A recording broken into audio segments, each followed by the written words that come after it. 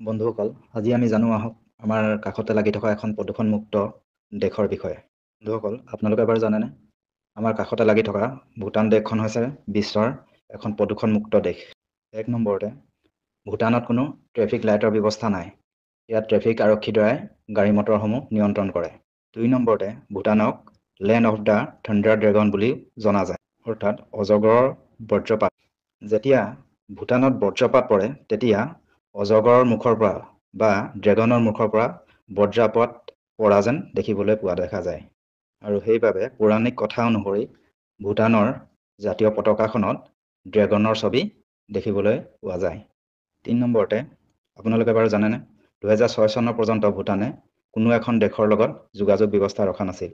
আৰু ইয়াত ১৯৯৯ চন পৰ্যন্ত কোনো ধৰণৰ দূৰসংযোগ ব্যৱস্থা, টেলিভিছন বা অন্যান্য আধুনিক টেকন'লজিৰ ব্যৱস্থাও যোৱা নাছিল।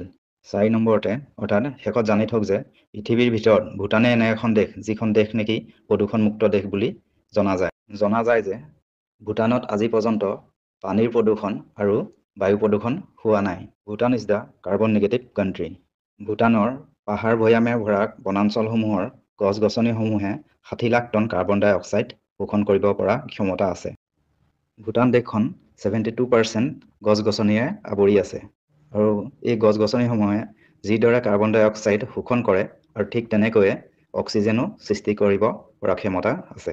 সেইবাবে ভূটানক এখন প্ৰদূষণমুক্ত দেশ বুলি কোৱা হয়। ভূটানৰ সংবিধান অনুসৰি এখন আইন প্ৰণয়ন কৰা আছে, য'ত উল্লেখ আছে যে ভূটানত প্ৰতি সময়তে 60% বনাঞ্চলেৰে আগুৰি থাকিব লাগিব। গতিকে বন্ধুসকল, ভূটানৰ এই তথ্যখিনি অনুযায়ী আমি বুজিব লাগে যে এখন প্ৰদূষণ দেশ বা এখন ৰাজ্য গঢ়িবলৈ আমাৰ গছ গছনিসমূহ কিমান প্ৰয়োজনীয় হয়। বন্ধুসকল, 100% তথ্য সহকাৰে ভিডিঅ'সমূহ পাই থাকিবলৈ পেজটো ফ'ল' কৰি থওক আৰু চেনেলটো ছাবস্ক্ৰাইব কৰি থওক। So' save tree and save environment. Thank you for ৱাচিং কমপ্লিট মাই ভিডিঅ'।